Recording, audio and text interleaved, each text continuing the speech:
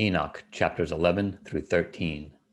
And in those days I will open the stored chambers of the blessing which are in heaven, so as to send them down upon the earth over the work and labor of the children of men, and truth and peace shall be associated together throughout all the days of the world, and throughout all the generations of men. Chapter 12. Before these things Enoch was hidden, and no one of the children of men knew where he was hidden, and where he abode, and what had become of him. And his activities had to do with the watchers, and his days were with the holy ones. And I, Enoch, was blessing the Lord of majesty and the King of the ages. And lo, the watchers called me, Enoch the scribe, and said to me, Enoch, thou scribe of righteousness, go, declare to the watchers of heaven, who have left the high heaven, the holy and eternal place, and have defiled themselves with women, and have done as the children of earth do, and have taken unto themselves wives. Ye have wrought great destruction on the earth.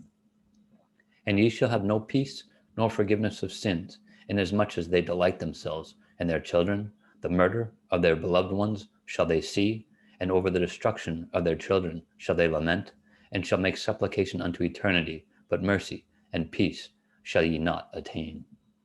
Chapter 13.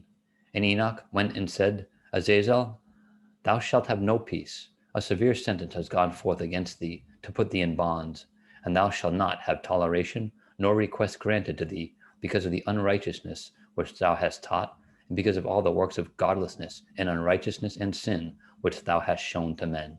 Then I went and spoke to them all together, and they were all afraid, and fear and trembling seized them. And they besought me to draw up a petition for them, that they might find forgiveness, and to read their petition in the presence of the Lord of heaven. From thenceforth they could not speak with him, nor lift up their eyes to heaven for shame of their sins for which they had been condemned. Then I wrote out their petition and their prayer in regard to the spirits and their deeds individually, and in regard to their request that they should have forgiveness and length of days. And I went off and sat down at the waters of Dan, in the land of Dan, to the south of the west of Hermon, and I read their petition till I fell asleep. And behold, a dream came to me, and visions fell down upon me, and I saw visions of chastisement, and a voice came bidding me to tell it to the sons of heaven and reprimand them.